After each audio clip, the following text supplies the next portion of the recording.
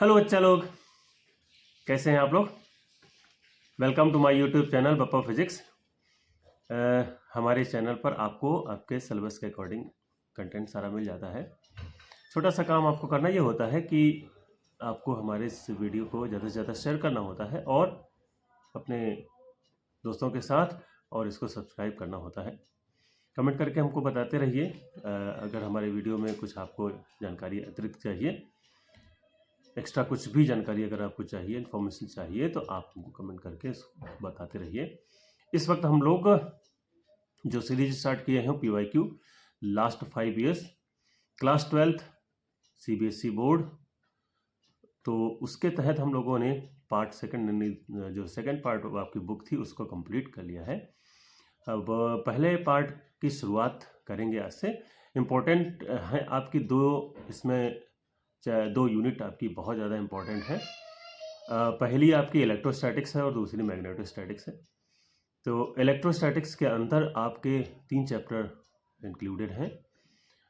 Electric charge वाला पहला है, दूसरा आपका जो है वो इलेक्ट्रिक करंट का है, और करंट एंड इलेक्ट्रिसिटी आपके 3 ये चैप्टर जो हैं वो, दूसरा आपका इलेक्ट्रोस्टैटिक पोटेंशियल का है और तीसरा इलेक्ट्रिक करंट का, करंट एंड इलेक्ट्रिसिटी आप कह सकते हैं। तो इन तीनों चैप्टर से आपके क्वेश्चंस इसमें आते हैं। तो हम लोग क्या कर रहे हैं, यूनिट वाइज ही चल रहे हैं। पहली यूनिट हम लोग स्टार्ट कर लेंगे, पहला सेक्शन स्टार्ट करके ख़त्म कर लेंगे। काफ़ी बड़ा सेक्शन है आपका ये इलेक्ट्रोस्टैटिक्स का, क्योंकि इससे लगभग 16 to 17 मार्क्स के क्वेश्चन आपसे पूछे जाते हैं। करना आपको कुछ भी नहीं है। यहाँ पर क्या है कि हमारे साथ साथ जो भी हम क्वेश्चन आपको सॉल्व करा रहे हैं वो आपके पेपर में आए हुए हैं। तो वो पेपर में चूँकि आए हुए हैं तो आपको एक बार पूरा वीडियो देखना है।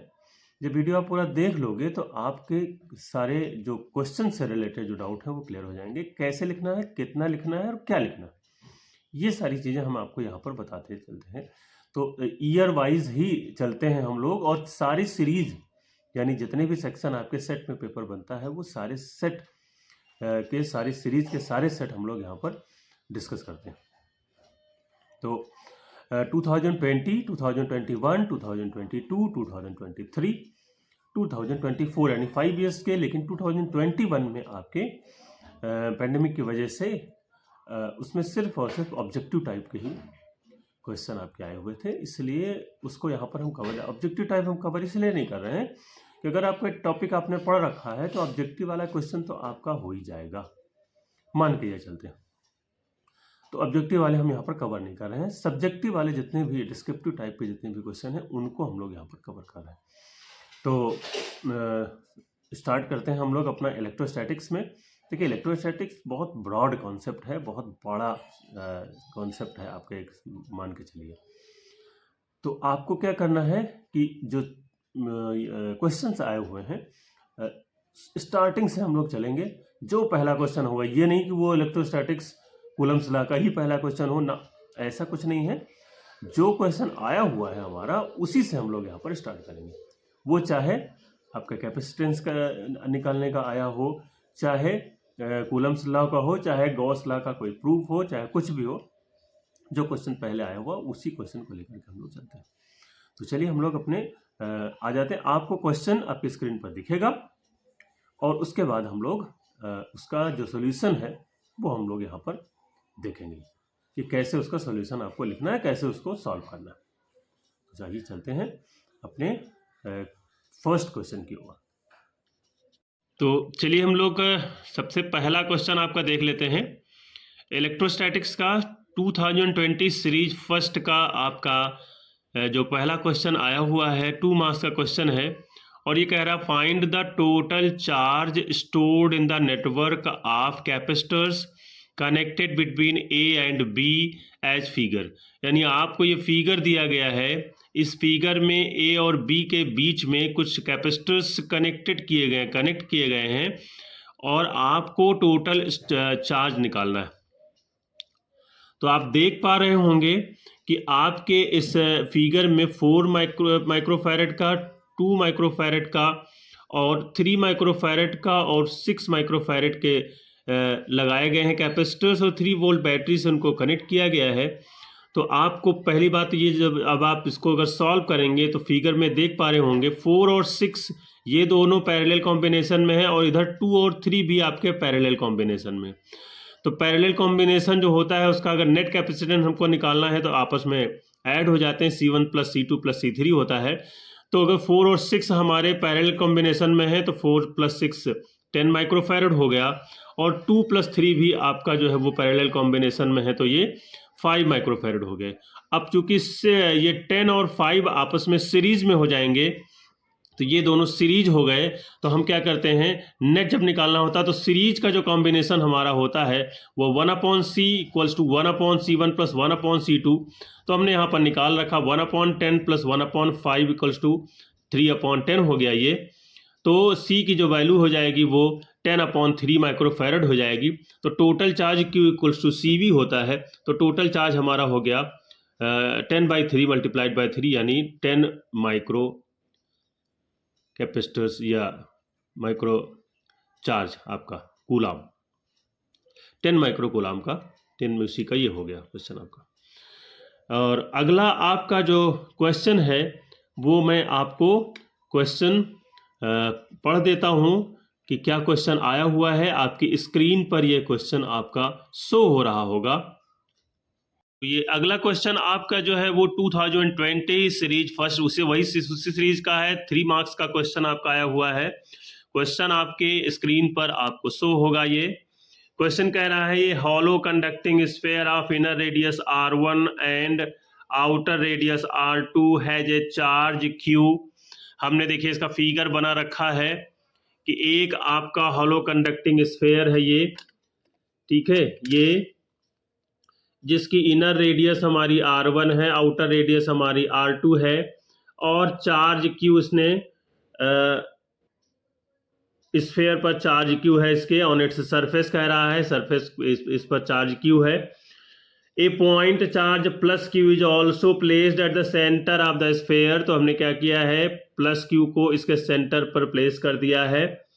आपको क्या करना है, what is the surface charge density on inner outer surface पर सरफेस चार्ज डेंसिटी निकालनी है। Use Gauss law of electrostatics to obtain the expression for the electric field at a point lying outside of the surface.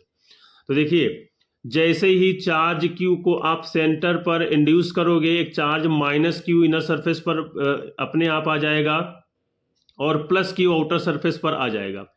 तो आपको क्या करना है, inner और outer surface पर सरफेस चार्ज डेंसिटी निकालना है। तो सरफेस चार्ज डेंसिटी का जो एक फॉर्मूला होता है वही फॉर्मूला हमको यहाँ पर यूज करना है। Surface charge density of on the inner surface of the cell, sigma in की बात करेंगे, -Q इंट्रोड्यूस हुआ था तो Q/4πr1², क्योंकि डेंसिटी = 4 एरिया होता है, charge per unit surface area. और आउटर सरफेस पर अगर हम बात करें तो +Q और 4πr2²। ये +Q जो था वो अपने आप इंट्रोड्यूस हुआ था, क्योंकि -Q इनर सरफेस फिर +Q आउटर सरफेस पर। अब दूसरा जो हमारा वो कह रहा था कि गॉस लॉ का यूज करके आप एक्सप्रेशन निकालिए इलेक्ट्रिक फील्ड आउटसाइड पॉइंट पर। तो उसके लिए हमको गॉस लॉ का यूज करना है, और हमको पता है कि गॉस लॉ हमारा ये कहता है नेट फ्लक्स फाई जो होता है वो 1/ε0 times net charge enclose by the close surface होता है। तो नेट फ्लक्स हमारा E.ds है और टोटल चार्ज हमारा Q + Q है /ε0 हो जाएगा। E.ds cos theta Q + Q /ε0 हो जाएगा। E चूंकि यूनिफॉर्म होता है प्रत्येक पॉइंट के सरफेस के प्रत्येक पॉइंट पर बाहर कर लिया। Close integral ds = Q + Q /ε0 हो गया। और अब हम E इंटू, अब जो आपका ये जो इन्होंने कह रखा है electric field at a point lying outside, तो किसी बाहरी पॉइंट पर हम मान लेते हैं x पॉइंट पर हमको निकालना हो, तो उसका जो सरफेस एरिया हो जाएगा वो 4πx²। ये टोटल जो इनक्लोज सरफेस ये 4πx² हो जाएगा। तो E की जो वैल्यू हमारी हो जाएगी वो 1/4πε0 Q + Q x²। तो ये हमारा आपका 3 मार्क्स का अगला क्वेश्चन था। अब इसको आप देख लीजिएगा ठीक से, ठीक है, और फिर अगले क्वेश्चन पर हम लोग चलते हैं अपने। ORR है और ये 2023 में पूछा गया है। 20 और 23 दोनों में आपका, 20 तो चल ही रहा है, 23 में भी एक क्वेश्चन पूछा गया है और क्वेश्चन आपका स्क्रीन पर दिख रहा है आपको। An infinitely long thin straight wire has a uniform linear charge density lambda, obtain the expression for electric field using Gauss law. और दूसरा है so graphically the variation of this field E as a function of distance X from the wire. तो Gauss law in electrostatics हमको पता है, आप लिख भी सकते हो, नहीं भी लिखोगे तब भी काम चल जाएगा इसमें। This law states that the net flux over a surface is 1/ε0 times the total charge enclose by the close surface, यानी Q equals to phi equals to Q/ε0 होता है। अब हम अपने टॉपिक पर आ जाते हैं, अपने क्वेश्चन पर आ जाते हैं।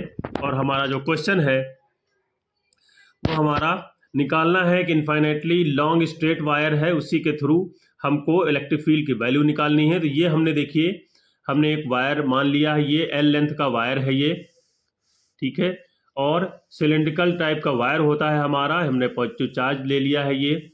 इसके R डिस्टेंस पर हमने एक पॉइंट P यहाँ पर ले लिया है, ठीक है, जो R डिस्टेंस पर है। एरिया लिए हुए हैं, देखिए फील्ड की डायरेक्शन भी हम लोग, छोटे छोटे एलिमेंट्स हम लोगों ने लिए, वही है, यहाँ पर भी वही है, यहाँ पर आपका दूसरा है। सिंपल सी लैंग्वेज आपको देनी है। Charged wire of infinite length having a constant linear charge density lambda, ये चार्ज पर यूनिट लेंथ भी इसको कह सकते हैं आप। Let P be a point at a distance R from the wire, ये हमने P पॉइंट लिया हुआ ऊपर, at a distance R from the wire at which the electric field is required, जहां पर हमको इलेक्ट्रिक फील्ड निकालनी है। Let us draw a coaxial Gaussian cylinder of length L, ये हमने गासियन सिलेंडर ले रखी है, मैंने कहा था सिलेंडर की, चूंकि ये आपका वायर है तो इसकी जो गासियन सरफेस खींचोगे तो वो सिलेंड्रिकल होगी, इसलिए गासियन सरफेस हमने यहाँ पर ड्रॉ कर दिया। सच दैट, कुछ इस तरीके से हमने किया हुआ है, that point P lies on this surface, इसको कुछ हम इस तरीके से कंस्ट्रक्ट करेंगे कि पॉइंट P आपका इसी सरफेस पर लाई करे। तो so the electric flux due to the charged wire is given by, हम फाई की वैल्यू जब निकालेंगे तो close integral E.ds plus close integral E.ds, ये आपका कर्व्ड सरफेस के लिए और ये आपका एंड फेसेस के लिए। अब आप देख सकते हैं ये तो इसका कर्व्ड सरफेस होगा और ये आपका एंड फेस होगा, दो एंड फेसेस हैं हमारे, ऊपर नीचे एंड फेसेस। अब देखिए अब हमने क्या किया, E.ds था तो E.ds cos theta, E.ds cos theta लिख लिया, कर्व सरफेस और एंड फेसेस के लिए, दोनों के लिए। अब कर्व सरफेस पर आप देख सकते होंगे, इसके कर्व सरफेस पर E और ds के बीच का जो एंगल है वो 0 है, यानी थीटा इक्वल्स टू 0 पर cos थीटा इक्वल्स टू 1 है, चूंकि ये दूसरे पैरेलल है। तो और एंड फेस पर आप देख पा रहे होंगे, देखिए एंड फेसेस पर इनके बीच का जो एंगल है वो 90 डिग्री है, तो E और ds के बीच का जो एंगल होगा वो 90 डिग्री होगा। तो थीटा इक्वल्स टू 90 डिग्री यानी cos थीटा इक्वल्स टू 0। तो टोटल फ्लक्स की वैल्यू हमारी हो जाएगी E.ds, एक 0 हो जाएगा, दूसरा वाला टर्म एंड फेस वाला ये, और ये बचेगा। तो ये थीटा फाई ई की वैल्यू E.ds या E.ds या ds सरफेस एरिया सिलेंड्रिकल का, सिलेंडर का सरफेस एरिया 2πRL होता है। तो अकॉर्डिंग टू गॉस लॉ, इसको मैंने इक्वेशन 1 दे दिया। अब गॉस लॉ के अकॉर्डिंग आपको पता है फाई इक्वल्स टू क्या होता है, total charge enclose by the close surface और अपॉन एप्सिलॉन नॉट, ये आपका गॉस लॉ होता है, यानी Q upon epsilon not. Q हम यहाँ पर जो होगा वो, अगर लैम्डा हमने सरफेस चार्ज डेंसिटी मानी हुई थी, चार्ज पर यूनिट लेंथ आप कह सकते हैं उसको, तो L इंटू लैम्डा हो जाएगा अपॉन एप्सिलॉन नॉट।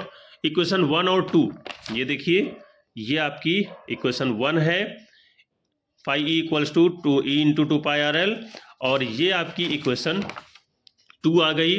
तो इक्वेशन 1 और 2 को जब आप इक्वेट करोगे तो E equals to lambda upon 2π epsilon naught R आ जाएगा, या E equals to 2 lambda upon R 1/4π epsilon naught. तो ये आपका क्वेश्चन, ये भी आपका 3 मार्क्स का क्वेश्चन था। और इसका दूसरा इसके साथ 1 मार्क का और लगा हुआ क्वेश्चन है, वो ये कह रहा था कि variation of electric field E as a function of x, तो ई चूंकि direct inversely proportional to 1/x होता है, इसलिए ये वेरिएशन हमारा इसका कर्व आपको बनाना था। 1 मार्क्स का ये भी था, 2 मार्क्स का ऊपर था, 1 मार्क्स का। तो ये आपका क्वेश्चन अगला भी हो गया। गिवन ये आपका 2023 सीरीज फर्स्ट सेट थर्ड में आया हुआ 2 मार्क्स का क्वेश्चन है।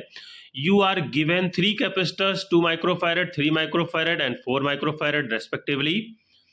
Form a combination of all these capacitors of equivalent capacitance 13/30 μF. आपको क्या करना है, एक ऐसा कॉम्बिनेशन फॉर्म करना है कि जो इक्विवेलेंट कैपेसिटेंस हमारा आए वो 13/3 माइक्रोफैरड हो। तो आप देख लीजिए, गिवन आपका C1 2 microfarad, C2 3 microfarad, C3 4 microfarad, तीनों को अगर हम पैरेलल कर दें और इक्विवेलेंट कैपेसिटेंस कितना आना चाहिए हमारा 13/3 माइक्रोफैरड का। ये अगर हम इन तीनों को सीरीज में कर दें तो सीरीज में जब आप करोगे तो इसकी वैल्यू आपकी आ जाती है 12/3, जो कि इसके मिनिमम वाले से भी कम है वैल्यू। 2 माइक्रोफैरड जो मिनिमम, उससे भी वैल्यू हमारी कम है, तो ये इक्विवेलेंट नहीं होगा हमारा। अब अगर हम पैरेलल कर देते हैं, अगर इन कैपेसिटर्स को हम पैरेलल कर देते हैं तो पैरेलल में भी आपकी जो वैल्यू 9 माइक्रोफैरड आ जाएगी, तब भी नहीं होगा। तो मोस्ट अप्रोप्रिएट कॉम्बिनेशन के लिए आपको क्या करना पड़ेगा, फिर मिक्स करना पड़ेगा। 13/3 माइक्रोफैरड लाने के लिए आपको मिक्स करना पड़ेगा। तो पहले दोनों को हम क्या करते हैं, सीरीज में कर देते हैं। जब सीरीज में आप कर दोगे तो पहले दोनों की वैल्यू 3/4 आ जाएगी, फिर लास्ट वाले को इसके साथ पैरेलल कर देते हैं। 3 माइक्रोफैरड को हम इसके साथ पैरेलल कर देंगे और जैसे ही आप ये करोगे आपका 13/3 माइक्रोफैरड आ जाएगा। अगला क्वेश्चन हमारा है, देख लीजिए, What is the maximum and minimum values of equivalent capacitance that can be obtained by connecting these capacitors? हम लोग निकाल चुके हैं ऑलरेडी। तो मैक्सिमम वैल्यू आपकी तब निकलेगी जब आप इनको पैरेलल करोगे। ये देखिए, maximum value of equivalent capacitance when they are in parallel, that is C max equals to 2 + 3 + 4 यानी 9 माइक्रोफैरड, और मिनिमम आपकी तब होगी जब आपको ये सीरीज में करेंगे, यानी C min की वैल्यू 12/13 माइक्रोफैरड। तो ये हमारा अगला क्वेश्चन उसी का था। 23 दोनों में आया हुआ यह question, series second set first 2 marks का क्वेश्चन आपका है। ये फर्स्ट सीरीज के जहाँ सारे क्वेश्चन हमारे हो गए, ये सेकंड सीरीज का क्वेश्चन है हमारा। और क्वेश्चन हमारा ये कहता है, obtain the expression for the torque acting on an electric dipole when it is held in uniform electric field. Identify the orientation of the dipole in the electric field in which attains a stable equilibrium position. यानी ये आपका 2 marks का question है, तो बहुत बड़ा आपको इसको नहीं करना है। हमने क्या किया है, टॉर्क ऑन इलेक्ट्रिक डाइपोल आप कह सकते हैं इसको, या dipole in an uniform electric field. एक हमने डाइपोल ले लिया है। डाइपोल एक ऐसे डिवाइस है जिसमें प्लस क्यू और माइनस क्यू हमारे जो चार्ज होते हैं वो कुछ डिस्टेंस पर आपके रखे हुए होते हैं, उसे हम डाइपोल कहते हैं। तो एक हमने डाइपोल ले लिया यहाँ पर, ये उसका प्लस क्यू वाला एंड है, ये उसका माइनस क्यू वाला एंड है, दोनों और दोनों के बीच की हमने जो लेंथ है वो एल ले ली है। इसको हमने एक यूनिफॉर्म इलेक्ट्रिक फील्ड में रखा हुआ है, थीटा एंगल पर ये इंक्लाइंड है। हमने एक परपेंडिकुलर ड्रॉन कर दिया है, यहाँ से ए बी हमने इसका नाम दिया है। ये आपका इधर भी आपका Q × E और इधर भी आपका Q × E, ये फोर्स आपका लगेगा, टॉर्क लगेगा इसके ऊपर। तो consider a dipole A be having length L placed in a uniform electric field E. A force Q × E acts on the 2 charges, दोनों चार्ज आपके हैं, इन अपोजिट डायरेक्शन। ये माइनस, ये इधर की ओर लगेगा, ये इधर की ओर लगेगा आपका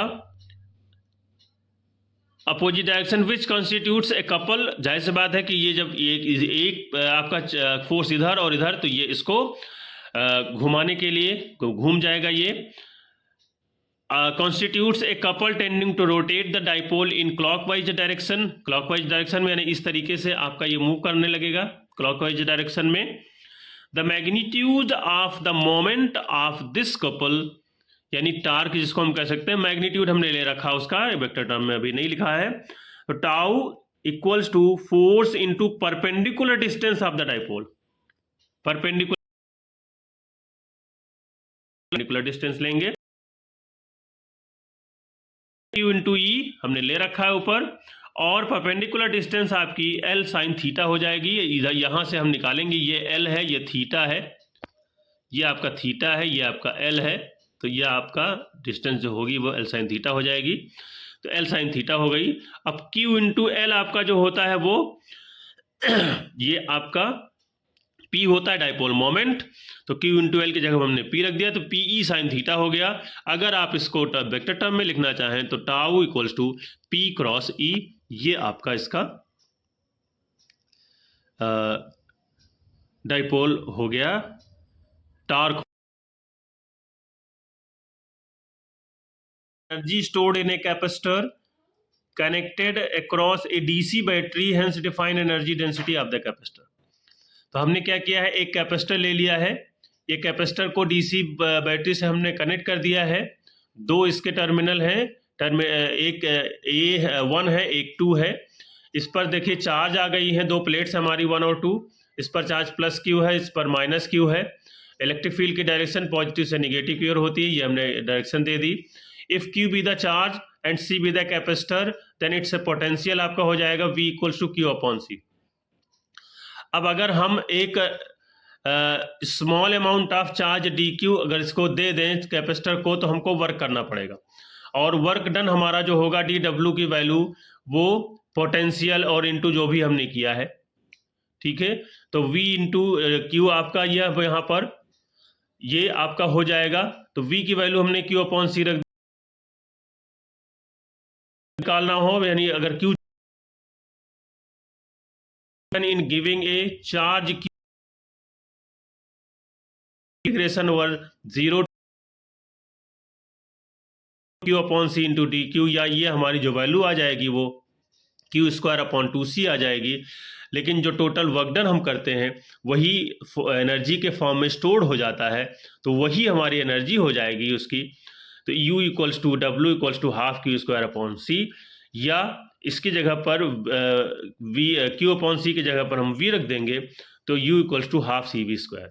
अब एनर्जी डेंसिटी हमारा कह रहा डिफाइन करिए, तो energy density is defined as the energy stored per unit volume in the capacitor, और इसकी वैल्यू होती है हाफ। और ये क्वेश्चन 2 मार्क्स का करके आया हुआ है उस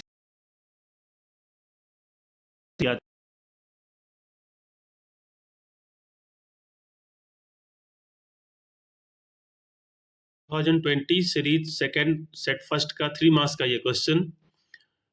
2 point charges Q1 and Q2 are kept at a distance R12 in air. Deduce the expression for the electrostatic potential. ये आपका 3 मार्क्स में आपके A और B दो पार्ट थे, ये पहला पार्ट है आपका। कहना है, ये बता रहा है क्वेश्चन आपका कह रहा है 2 पॉइंट चार्जेस आपके Q1 Q2 हैं जो कि R12 डिस्टेंस पर एयर में रखे गए हैं, तो आपको इलेक्ट्रोस्टैटिक पोटेंशियल एनर्जी इस सिस्टम का जो है वो निकालना है। तो आपको हमने क्या किया है कि सिस्टम ले लिया है, यहाँ पर पॉइंट A है जहाँ पर Q1 चार्ज है, पॉइंट B है Q2 चार्ज है, दोनों एक दूसरे से R12 डिस्टेंस पर रखे हुए हैं। मान लेते हैं सपोज ये point charge Q1 is at rest at point A in air. Electric potential due to this, तो इसके थ्रू इलेक्ट्रिक पोटेंशियल किसी पॉइंट पर हमको अगर लिखना हो पॉइंट B पर, तो उसकी वैल्यू हमारी जो हो जाएगी V1 equals to 1/4 pi epsilon naught Q1 upon R12। और अगर हमको कोई दूसरा चार्ज लाना है Q2 फ्रॉम इन्फिनिटी से, क्योंकि आपको पता है कि इन्फिनिटी से किसी पॉइंट पर लाने पर जो हमको वर्क करना पड़ता है वही उसकी पोटेंशियल एनर्जी होती है, ये उसकी डेफिनेशन होती है इलेक्ट्रोस्टैटिक पोटेंशियल एनर्जी की। तो another charge Q2 is moved from infinity two point B, ये B हो जाएगा पॉइंट आपका, ये B है। Then the required work is W equals to charge into potential होता है, तो W equals to Q2 into V हो गया। V1 की वैल्यू हमने रख दिया 1/4 pi epsilon naught Q1 Q2 upon R12 हो गया। और हमको ये पता है कि since the work done is stored as the potential energy, so potential energy आपकी U equals to W equals to 1/4 pi epsilon naught Q1 Q2 upon R12, ये है उसकी इलेक्ट्रोस्टैटिक पोटेंशियल एनर्जी का एक्सप्रेशन हो गया। अब आपका दूसरा जो इसका B पार्ट है, वो B पार्ट है आपका If an external electric field E is applied on the system, write the expression for the total energy of the system. ये 1 मार्क्स का क्वेश्चन था आपका. आप चाहो तो इसका डायरेक्ट इसका एक्सप्रेशन नहीं लिख सकते हो, हालांकि मैंने आपको बता दिया कि कैसे ये एक्सप्रेशन आएगा. तो आपको पता है कि अगर हम किसी चार्ज को इन्फिनिटी से किसी पॉइंट पर लाते हैं, किसी चार्ज के थ्रू अगर चार्ज है हमारा तो इलेक्ट्रिक फील्ड हो जाएगी वहाँ पर, और उस फील्ड में लाए तो उसके अगेंस्ट हमको वर्क करना पड़ेगा. तो उसकी वैल्यू हमारी जो होती है W1 equals to Q1 VR1 हो गया. और अगर हम कोई दूसरा चार्ज लेकर के आएंगे किसी दूसरे पॉइंट पर तो हमका W2 हमारा हो जाएगा Q2. सिस्टम हमारा वही है Q1 Q2, चूँकि 2 चार्ज है हमारे. Now work done on Q2 against the force exerted by Q1. अब Q1 Q2 पर एक फोर्स भी लगा रहा होगा, कोलम्बियन फोर्स लगा रहा होगा. क्या होगा वो डिपेंड करता है कि लाइक या अनलाइक चार्जेस हैं जो भी है. तो उस फोर्स की वैल्यू 1/4πε0, सॉरी ये वर्क डन की value 1/4πε0 Q1 Q2 upon R12 हो जाएगा, वही पोटेंशियल एनर्जी के बराबर. So the total potential energy का एक्सप्रेशन हमारा ये है Q1 VR1 plus Q2 VR2. ये V हमारा यहाँ पर छूट गया है, ये यहाँ पर V होगा VR2 और plus 1/4πε0 Q1 Q2 upon R. 1 number का आपका ये क्वेश्चन है, तो आप इसको इतना ही लिख सकते हैं एक्सप्रेशन. पूरा अगर ना भी देंगे तो आपका ये काम चल जाएगा. अब हमारा अगला क्वेश्चन देख लेते हैं. क्वेश्चन 5 मार्क्स का आपका क्वेश्चन है और लास्ट क्वेश्चन है. सेट फर्स्ट ही है, सीरीज सेकंड का ही है आपका ये 2020. Right 2 important characteristics of equipotential surface. तो 2 इंपॉर्टेंट कैरेक्टरिस्टिक्स हमने लिख दिए हैं. आपको पता है कि इक्विपोटेंशियल सरफेस पर अगर हम किसी भी चार्ज को मूव करते हैं, टेस्ट चार्ज को, तो हमको कोई वर्क नहीं करना पड़ता क्योंकि पोटेंशियल हर जगह बराबर. और दूसरा है 2 इक्विपोटेंशियल सरफेस कभी भी एक दूसरे को इंटरसेक्ट नहीं कर सकते. तो ये दोनों इसकी प्रॉपर कैरेक्टरिस्टिक्स हैं. अब अगला क्वेश्चन हमारा, यानी ये आपका मान सकते हैं कि ये 2 मार्क्स का क्वेश्चन था और 3 मार्क्स का आपका एक न्यूमेरिकल इसके साथ लगा है. The magnitude of electric field in a region varies with the distance R as E equals to 10R + 5. Magnitude दिया है किसी इलेक्ट्रिक फील्ड का जो कि R के साथ वेरी करता है. By how much does the electric potential increase in moving from point R1 R equals to 1 meter to point R equals to 10 meter. अगर हम इसको इंक्रीज करना चाहें R से 1 मीटर से लेकर के और 10 मीटर पर अगर हम जाएं तो कितनी इलेक्ट्रिक फील्ड इंक्रीज हो जाएगी, ये हमको पोटेंशियल की वैल्यू को फाइंड आउट करना है. By how much the electric field increase in moving from point this. तो देख लीजिए, we know that dV equals to होता है -E.dr.